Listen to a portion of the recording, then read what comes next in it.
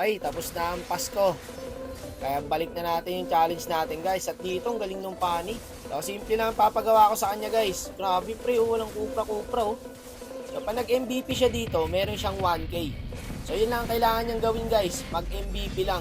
Balagbag magpani to guys, hindi na puputol yung sapot. At dito po, siya ang nabunot natin. Yung 30 kills natin guys, buhay pa yun. 5,100 po pag nagawa. So, eto, kailangan niya lang muna mag-MVP. Bukas natin itutuloy yung 30 kills. So ngayon guys, walang iisipin si Idol, kundi ang mag-MVP lang. Napakasimple na ng challenge natin guys. Kailangan mo lang mag-MVP. May 1K ka na. At eto, kalaban namin guys, mythic na siya kaya paluding kalaban namin dito eh. Okay, simulan na natin guys.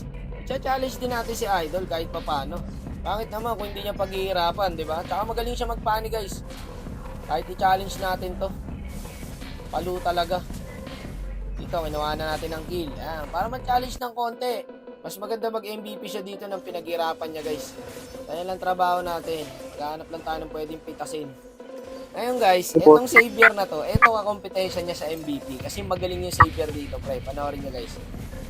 Wala, naboset siya sa pani. Hindi siya makakable. Dito, tatry ko invadean. Sayang, nakadash. Ako pa nabigyan.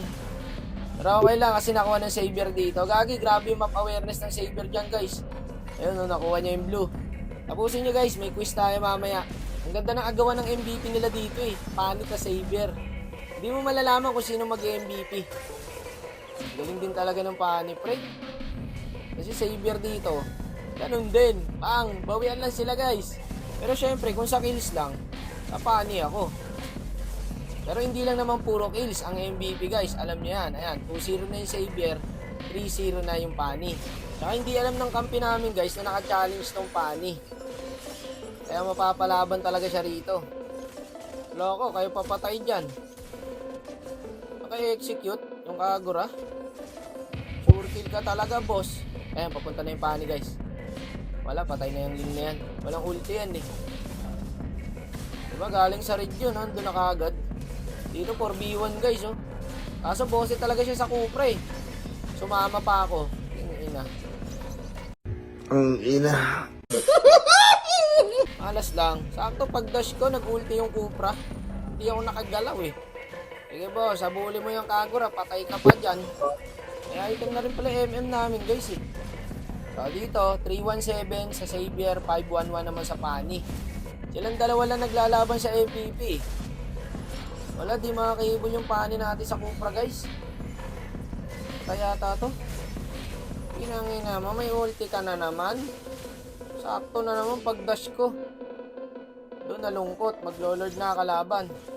Di makaporma yung Pani natin guys, may bantay eh. Bantay sarado ng Cupra. Pero walang Cupra dyan par, hindi na puputol yung tali guys oh. Dito guys, na-ultihan na naman tayo, buti walang kasama. Ayun na nga, triple kill sa Pani natin. Pero hindi pa yan dyan nagtatapos guys. Ayun, nag-lord na. Maganda standing ng Savior eh. 318. Yun lang, hindi nagpe-play safe yung bida natin guys. Yayariin talaga siya ng Savior dito sa MVP. Ay, tap tong link na to pag bagsak guys. Ay, gago ka, ba't yung farm?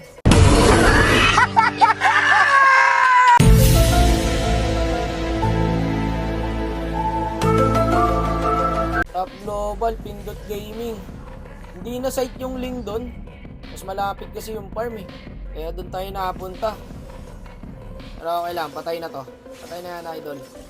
Nice one. Okay. Hindi naman standing na Savior, 419. Pero yung Pani din kasi pre, 10 kills siya eh. Tapos 3 deaths. Ang kulang naman sa Pani, assist. Kasi 1 assist na yung Pani. Puro kill yung ginawa. Ang hirap din guys, mag-MVP talaga, promise. Kahit puro kill gawin mo dito, may chance talaga na hindi ka mag-MVP. Tingin nyo guys, sino mag-MVP dyan? 12-3-1 yung Pani, 4-1-11 yung Savior.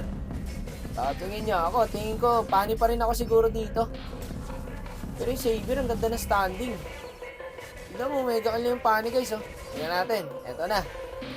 Makaka-easy 1K kaya ang bida natin guys. Eto na, tananan. Ayun, MVP ang Savior. Hindi ako MVP. Ay, sabi ko na nga ba yung medyo MVP. Oh my boss. Talagang yan, boss. Akala ko rin, ikaw eh. Ay, mo. Ba't pala di mo na natin hindi? Eh, ikaw, idol, diskarte mo yan. Di ba, Le? Merry Christmas pa rin sa'yo. Sayang, guys. 1K na, oh. Doon, nasad ang bida natin, mga kapatid. Okay lang, wala lang naman sa akin yun. Sayang naman sa akin.